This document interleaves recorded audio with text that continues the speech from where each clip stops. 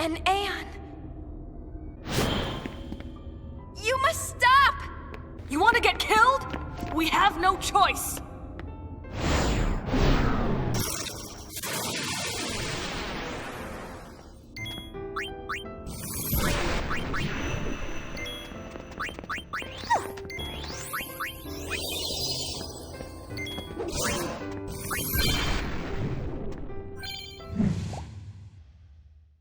Alright, I'm kind of kicking myself a little here because I should not have ended the last episode where I ended the last episode. There's such a better cliffhanger to go on.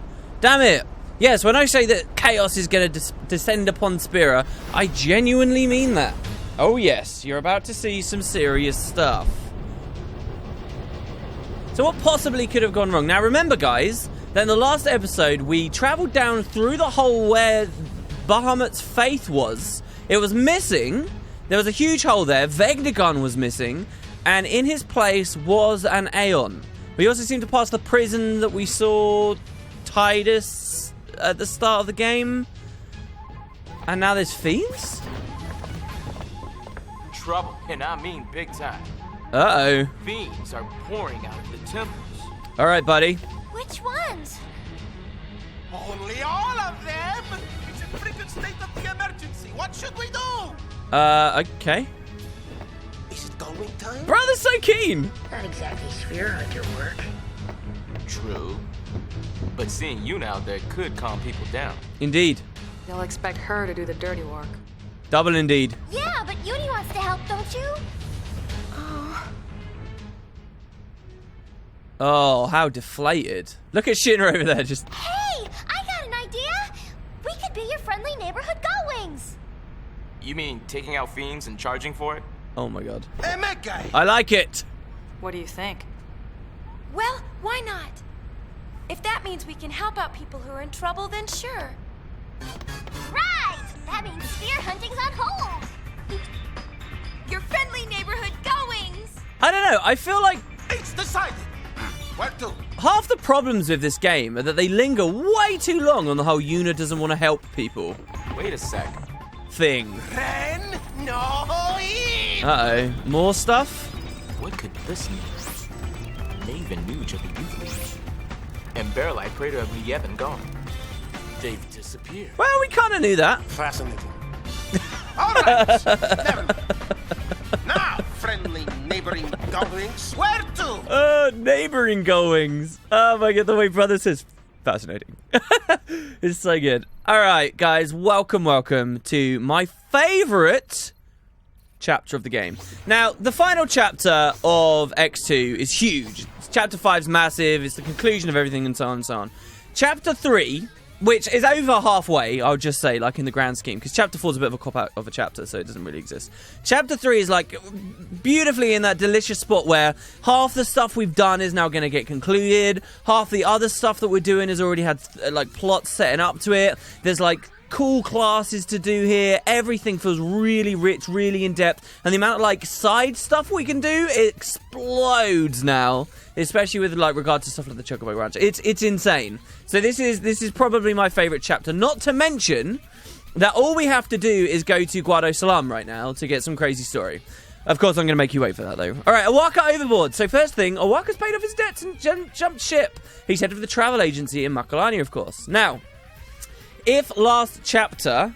Oh, God, what's going on with my controller? There we go. If last chapter we hadn't paid enough money for him, Awaka would still be on the ship. It's just if at any point in Chapter 3 you give him enough money, he'll leave, all right? And Clasko, if we hadn't already got rid of Clasko in Chapter 2, we'd be getting rid of him now, and he'd be jumping ship too. So the airship's emptied out a little bit, but that doesn't mean that we've got nothing going on. So, first of all, Besaid and Kilika are hotspots. Temples are here.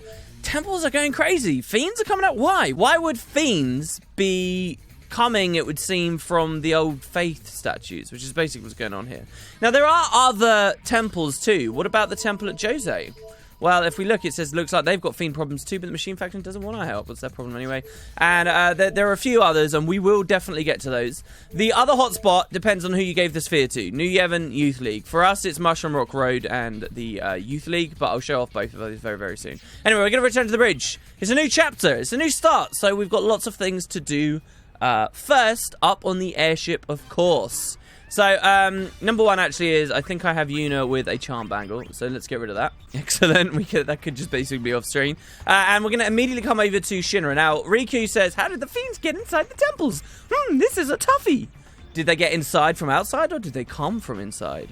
That's not a spoiler, guys. Come on, you can work it out. You don't always need to feel like the world's your responsibility, you know. Yeah, see, they're always hammering on about that. Your friendly neighborhood goings? That's original. I love Pain. All right, so check it out. The other cool thing about this chapter is you're going to see a lot more than just Riku and Pain come off. And Buddy really becomes a much bigger character this chapter. I know everything. In a few ways. So, first of all, what I want to do very quickly is show you guys the dossiers. Now, this is what, early on in the series, we were showing these a lot. I have now resolved to not go through every single character description, do not worry. But I do want to talk about something. So you'll see that there's a lot of characters here. You should recognize all these names. All of them. And, you know, yeah, there's a few new ones that have appeared, like Carly now, you know. It's a chocobo! Who says, a girl who long looked forward to the Yuna's calm. She's like our last guest on the airship right now, which is kind of interesting. And you got some more, but you see there's a couple that still aren't like available that you still can't see too much about. There's some weird characters from FF10 that are on the list, like Jecht and Auron, which is kind of curious. Like, does that mean that they're going to have something in this story? But the main reason I want to talk to you guys is something I'm outraged by. I'm actually outraged right now, for real, by Oculus Rift stuff, but we'll ignore that for a second. Let's have a look at this kid here, Benzo. Benzo we met very, very, very briefly in the Beacon Out Desert. Now, I said on a Moonflow episode that I thought all these Albeds, like this character model, they were boys. And I was right. An Albed boy. He is the one and only person able to converse with cacti and cactus. So why is one of them like a little girl? I guess it actually is for both. And I just had to point that out to you guys. That really infuriated me when I was doing my test part. I was like, what? Yeah, I wasn't wrong. So there you go. That's not the only thing we want to look at, though, the dossiers. Also, of course, now that we're in Chapter 3, we could creature create. There'd be new stuff. I'm not going to show you guys that stuff just yet. And the one other thing to look at that's going on up here is there's a weird sphere on the floor. What is this? This is very odd. If we press X on it, Shinra says that's my latest invention. It's called Comsphere. We can't use it until I set up a sphere-wide network down on the ground. Ah, interesting. So Shinra's actually going to be coming off the airship with us. And I'll talk more about that soon. That's one of my favorite things about Chapter 3. It's really, really, really cool. All right, so let's go on through the lift. So, oh man, I don't know, guys. I actually feel a little bit depressed. Like a little bit depressed just because of the way the internet and the worldwide community, as I perceive it, seems to have reacted to the price of the Oculus Rift. Which makes me so sad. I'm going to basically have a huge rant about it, I hope. As long as Matt will let me. On the podcast that comes out this week. I'm so sad about it. People are really, really basically just lying and basically being misinformed, having no idea about anything that's going on in the community, and acting like the ballpark price people were expecting the head-mounted display to be at was the ballpark price when it wasn't. I can't go into it on the series, but I'm so annoyed about it. But anyway, this is the day that I'm recording. It's an absolutely miserable... Actually, it's not so miserable. Wow. All right, I just woke up and it's been windy and it's been rainy and it's been disgusting and miserable all day. However, the sun has just come out a little bit. In early January. I feel like January is one of those really, really, really miserable months. And I've been playing a lot of Don't Starve where I can't survive the winter at the moment. So sleeping at night with the wind howling past my window and feeling all snug and warm under the quilt is absolutely pretty excellent. All right, I don't know why I came back up here. We need to be down in the cabin. So from the cabin, you'll now see, look, people have departed. So Carly's still here. She says, I overheard brother talking about barkeep. He said that he'll always guard the Celsius so you and the others have a home to return to. Wow, she's smitten with him. Carly says, unlike Machina... Wait, we should do her voice. Unlike Machina, chocobos are always asking for greens or trying to run off. But it's the fact that they're so spoiled that makes them so irresistibly cute. No, it's not. Spoiled being... Is this like some weird Asian thing? I know that sounded like racist. Why is it cute for something to be spoiled? I do not find that cute in the remotest sense of the word. Anyway, check it out. All the vendors, including barkeep in the game now sell high potions. That is important. And I believe that they sell like some extra stuff too. I think something else on this list is new, but high potions is the big one. I actually, on my alternate file, through the game, going through the previous chapter where we letting everything go to crap. My girls are really, like, under-leveled, or they don't have any classes or accessories and things available to them. And so a lot of those fights were a real struggle. Going down through the Bevelle Underground, it was not easy. I actually, I feel like there's a whole perspective, a whole side of this game you guys are not seeing through the Let's Play because, you know, I know what I'm doing and a lot of fights are ending very quickly. When on that file, like, some of the stuff was really interesting, like fighting the LeBlanc Syndicate in Guado Salam, where the three of them were together and they could use No Love Lost. It was scary, it was dangerous, I was having to use elixirs and stuff, and it was fun in some ways, in a lot of ways. I was looking so much more forward to unlocking, like, the Fire Argurs for Riku. Riku basically carried us through those fights by spamming Fire Argur on those bosses. Like, and you don't really realise how much more health Barma has to, like, Barrel Eye and so on. But whatever. Alright, so that's pretty much everything done. We've rested in the cabin, which we have to do every chapter. We've opened the chests. We've checked out a little bit of stuff with Shinra.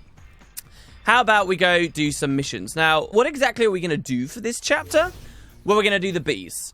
There's actually a very, very, very, very specific order. It took me about... You're not going to believe this. You're really not. It took me about 5 to 6 hours to prep everything about this chapter to know exactly what order I'm going to do everything in, and it will become clear as we do it. We're going to go for a really efficient, really fun run, but let's start with Besaid. Let's figure out what's going on. I love Besaid. So, Fiends in Besaid Temple. Fiends are pouring out of the temple. That Becklem from the Youth League wants to do something drastic, but Waka won't let him. There could be a fight. So we're going to check it out and save the town of Besaid, in theory. Let's do it. So Besaid first, then Beaconell, then Bevelle. Alright, see, check it out, we got Shinra. Now, Shinra's going to run in, and Buddy are both going to run in, and that's going to make you want to shoot off over there as well. However, there is a very important little secret that can really help you out with this next upcoming bit of the game at Besaid. So instead of going into the city, come back out and walk down the path, and I'll show you exactly where you want to go. Head towards the beach, guys. It's pretty cool what they do in this chapter. These beautiful long walks. I cut them all out. I wish I could just let it play and you guys could hear the music with me. And we could have fun and cry together. Alright, so over here at this waterfall, you remember in chapter 1 we came down here, we actually got Chocobo Wing, which is pretty cool. Now this chest, just like many, does refill every chapter, as I've explained. This chapter we get a Moon Bracer, and what the Moon Bracer does is Auto Shell. Auto Shell is about that exact gear a Moon Bracer is going to drop from a boss we're about to fight. You can maybe guess what that boss is. But that boss uses a lot of magic against us, and guess what's useful against a lot of magic? A Moon Bracer. So you can get one early to counter the boss, and you can get one after you kill the boss to counter it in New Game Pluses, I guess. It's pretty cool. Alright, we just got a random encounter right at the entrance of Besaid. Oh no, my god, it's a Malboro! Sit back and leave this one to me. I was going to show you guys this anyway. But okay, right, we're going to teleport with Yuna so she doesn't get hit by a bad breath and she does more damage. And then we're going to immediately start with, I don't know, Mesa Eye, I guess. And check it out! Yes, Buddy is fully in our party right now. We still have Pain on Dark Knight, Death Knight. With Bloodlust just going mental, so we don't have any control over her. But we've got Buddy as well. Now, Buddy's really cool. You can only get him in this chapter. It makes a lot of sense. You get him here from Besaid. And in Chapter 3, because he's always coming down, that's when they allow you to capture him for your team. Nice knowing you. Now, what's cool about Buddy is, by default, in regular X2, he is never actually someone you see fight, ever. So in International, they had to create fight animations for him and a weapon for him. And so as you see him in these fights, as we go through this chapter, I'll use a lot of Buddy. I really like the character. He has a giant wrench for a weapon that you've never seen anywhere before, and it has unique sound effects when it hits enemies, and he clonks people with it. He's got a lot of cool skills. They just did some really fantastic stuff with Buddy, which is nice. Anyway, so we come down to Besaid, and it seems pretty calm. Pretty relaxed. Now, here you'll see Shinra's run around. What are you doing down, Shinra? What's the sphere again? I'm fine-tuning for optimal sphere wave bandwidth, he says, which we have no idea what that is. Now, you notice Buddy went into Lulu's house, so that's where we're going to want to go in just a second. But first, we're going to come to the left and go in this shop. Now, another thing. Remember last time, in Chapter 1 and Chapter 2 in Besaid, when we came to the shop and we talked to this chick, who, by the way, we can matchmake and publicize to. Alright, see you at open air, yes? They seem totally pumped. Oh my god, I get way too excited about this.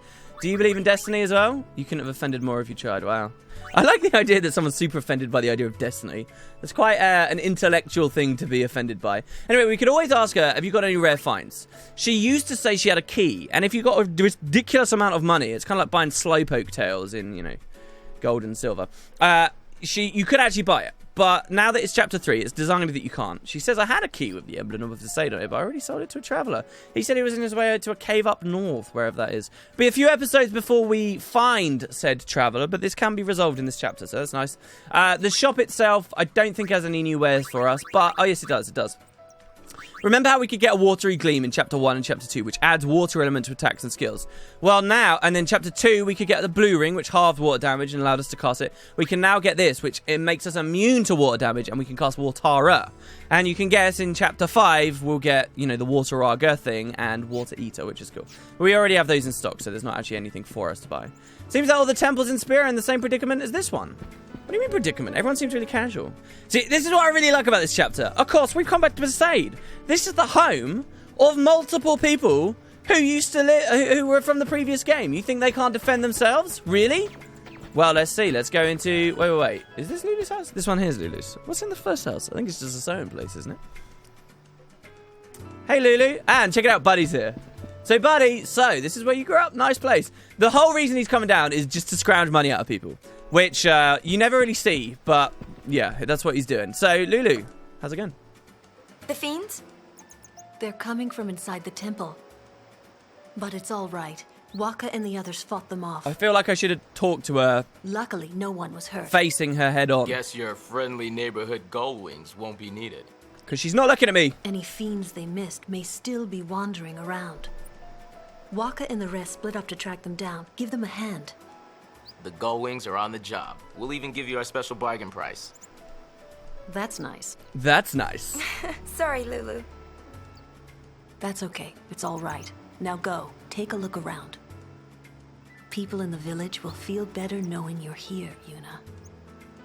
Okay, sure. Well, we can help them out. I mean, I guess the whole point of the story of should Yuna help or not is Spirit feels kind of useless without her, right? And there are characters that will deal with this as we go forward. This is such a good chapter. Oh my god, I can't wait.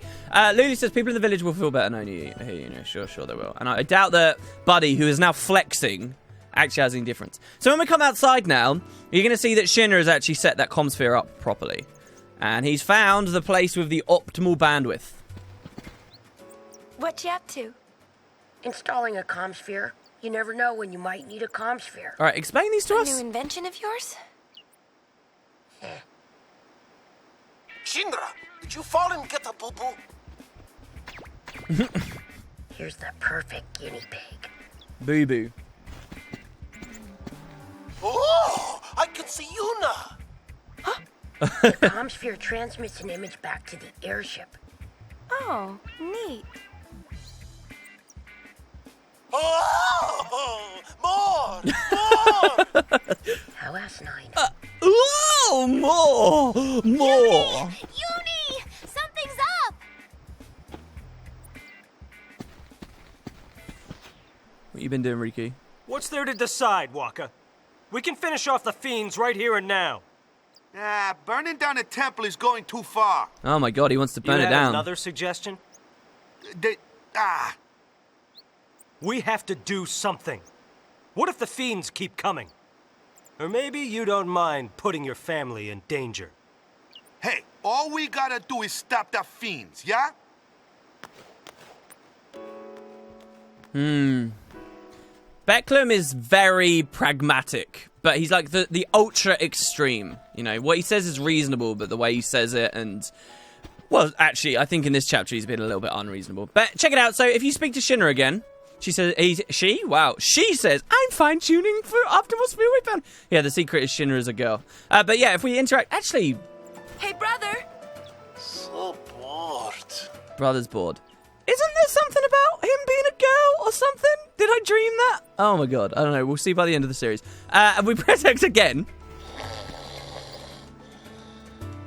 And he's asleep. Brother? And then you can do it once more. Brother, you all right? Something's wrong. The image is breaking up.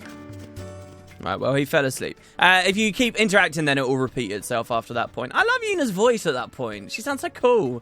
Over here, don't forget the word chest before, I'm guessing, refilled? No, not yet. All right, chapter 5, there'll be something special we can do there. Don't you guys worry. Now, we can talk to the Aurochs and stuff. However, I'm going to head straight up to the temple because it does seem like they're in some pretty serious issues. Now, what's kind of cool My dog's trying to sniff out any fiends that might still be hiding about. What's kind of cool is if you speak to the NPCs, they all talk about, oh, how are the fiends up in the temple? What's going on with the fiends in the temple? There's actually some really cool dialogue, and there's one person. He says, me and my brother are on watch. The temple's dangerous. There's actually one person in the village. I guess you're the brother. We're going to wall up the fiends. Leave the entrance to us, yeah? Ah, the little kid that said, yeah. One person's like, wow, what if sin comes out of the temple? Which is a really cool line. I don't know which villager it is that says it. But that's such a crazy idea. And I love that they take as many opportunities as they can to mention Sin, who drove so much of the plot before and, like, you know, is such a small part of this one. There's some stuff... Oh, screw it. We're going to edit. We're going to do it. We're going to go in the side chapters. So there's some extra stuff here as well. This old lady, remember before in chapter 1 we spoke to her? She said, Lady Una, I don't suppose you've been to the cave by the ruins. Now last time we lied to her and said we had, when we hadn't. This time we can truthfully say we have. She says, that cave... This was the place we went in chapter 1 to find the sphere of Walker's parents. That cave possesses more secrets than just the ciphers sealing its entrance. There are, in fact, 4 more ciphers, barring the less resourceful from the cave's true bounty. Clues to the ciphers are scattered throughout Besaid. It is said that these clues can only be uncovered using a search sphere. I don't suppose you have one. Search sphere? It's one of the temple's treasures. We keep it in a chest in the other room, but unfortunately.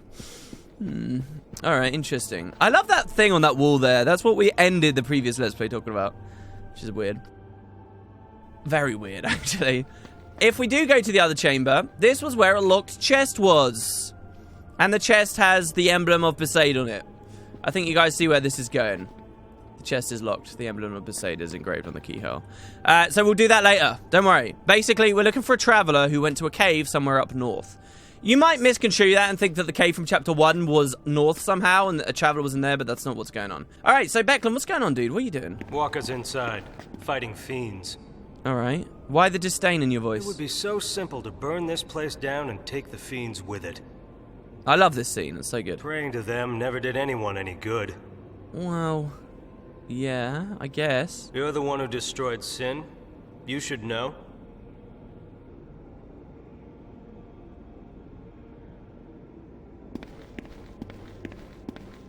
Going to help him? I won't wait much longer. You want to see it burn that badly? Oh, I love that line. It's for the safety of the village. You can see how annoyed she is. You can just tell from that line how angry she is. You know, like, if I was Una at this point, I'd be like, shut up. You're not going to burn it down with us. What, you're going to kill people to protect everyone else in the village? While I'm in here, while Walker's in here, you're going to shut up, you're going to sit down, you're going to be quiet. All right? I'm the goddamn High Summoner. That's what I think I'd want to say. But she was just like, you want to see it burn that bad? It's so cool. Alright, protect Besaid Temple. Fiends have appeared deep within the temple where Una first trained. Get rid of them before Becklum sets fire to the entire place. So, yeah, he's clearly angry, you know? It's really interesting. So let's go back and talk to him again. He says, so go help Walker after saving Spira. This should be easy. I mean, what a dick. What a douchebag. He's one of a good example of technically right, but a complete douche in the meantime. That's why I like the character so much. I think I identify a little with him, guys. You know, we all get on high horses from time to time. Maybe I a little more than others. Anyway, we should, in theory, be able to get random encounters in the temple right now. As you can see. But it's such a short little mission that you actually get very, very little opportunity to see that. So let's have another fight with Buddy here. I actually, last time I did this, I did the entire thing with no random encounters at all. But yeah, so we got a couple of ghosts. You got various fiends in here. With Pain on Bloodlust here. Oh god, we lagged a little there. With Pain on Bloodlust, it's actually a little bit scary how much damage she does.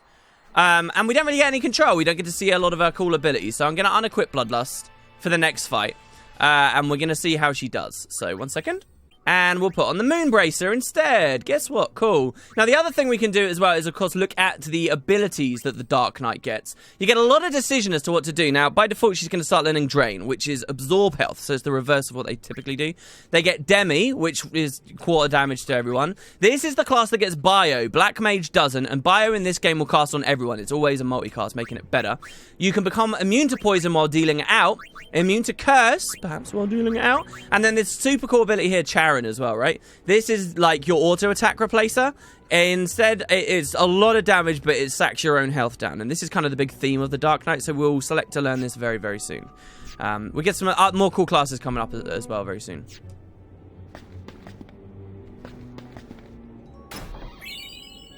So in here we get 2 mana springs, which is very nice. And if we come through here, we'll find Waka. Waka! You okay? Just a few scratches, huh? Nothing to worry about. There are too many. Let's get out while we can. The man was right. We have to use fire. Whatever's controlling the fiends must be down there. Take that bad boy out. And we won't need fire. Damn it, though, Fair Waka. enough. Waka, stay here. Why?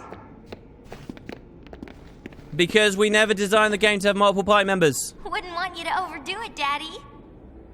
But also because even in International, Hey, wait up! you are the only original character that we can't play as because of your stupid ball animations. Yep. So we cannot have Waka with us here. Unfortunately. It's such a shame as well, man. He deserves to be a part of the fight. I can see why in 12 they had like a guest system where you could have a 4th party member who comes along, because he should have been a guest as well in Chapter 1 too. But like Lulu could have come in with us as well. What's her excuse at the moment? I guess because she's pregnant. Well, I'm not going to buy that excuse. As you guys may remember, in Chapter 1 we did catch Lulu, and Lulu's going to help us right now. She's going to protect her husband who got wounded. Check it out. That's right, it's an Aeon. It's a dark Aeon. It's Valorful. What's going on? Oh, Waka comes down anyway. That's pretty cool. An Aeon? No, something's not right. Waka, stay back! It's not safe! Yuna, it looks like an Aeon. I know it doesn't listen to you or like you, and it looks like the Aeons look like when you Yevon possessed them. Alright, so, here we go. We've got Lulu instead of Buddy here. We've got Darkness, sacrifice health to do damage to all enemies. And there, Lulu casts a very powerful ability, Turbo Fire. So, of course, I had to make Lulu pretty good, alright? Like, we've obviously got to do some stuff here. So there's a Darkness from Pain. We're just going to... Actually, let's teleport behind Valor again. I love teleporting. There's a Turbo Blizzard from Lulu. Now, she'll probably kill this mob quite quickly. I made a real mistake. We're actually going to put her to 1 star so we can see a little bit more of the fight. This boss has both overdrives, okay? He's got Sonic Wings, which does damage to all MP. He has Energy Blast and the alternate one from the previous game, Energy Ray. Oh, there we go. So Painland Dre there. Let's try it out. Let's use a Drain. Let's see how it looks. And he's just generally pretty deadly. But the thing is, Lulu's going to keep multicasting this crazy black magic. I set her up as an awesome black mage. She's doing pretty cool. Now, in the test file I did for this, here's one of the overdrives, and hopefully we'll be okay. Let's see how much damage it does. It will only hit the 2 because we teleported with Yuna. Look how cool that is with the psychic. Look how tanky she is right now. There you go, and Yuna killed it from behind. Awesome. So the entire mission really revolves around this boss fight. I overpowered Lulu in my test file so hard to the point that she did a turbo, like, Blizzard girl or something, and did like 5k damage on 8 strikes to Valorful the instant out of the gate and absolutely annihilated him. And I was like, ah! That was my very first Aeon. How about we don't do that? I grew up here in Besaid. This is my home. I became a summoner here. This is where I first met you. I have to protect this place. Yuna.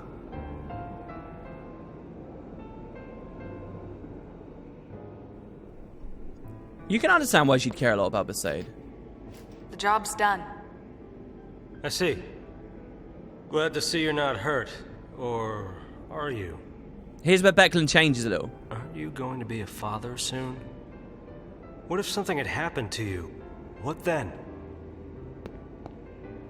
See? Quiet, meanie! He's not being mean. It's okay. What can I say? He's got a point. Waka. That was genuine concern. If we die trying to save one memory, we risk losing them all. But what if it's a really important memory? Yeah, memories are nice, but that's all they are. It's an outbed saying, yeah? Oh! Well, yeah, but... Hell yes! All right. Oh my god, I love that. That's so good. All right. For those who don't remember or didn't, in the previous game, they constructed a scene where they had to make a character stay outside the far plane so that he didn't look suspicious not going in there.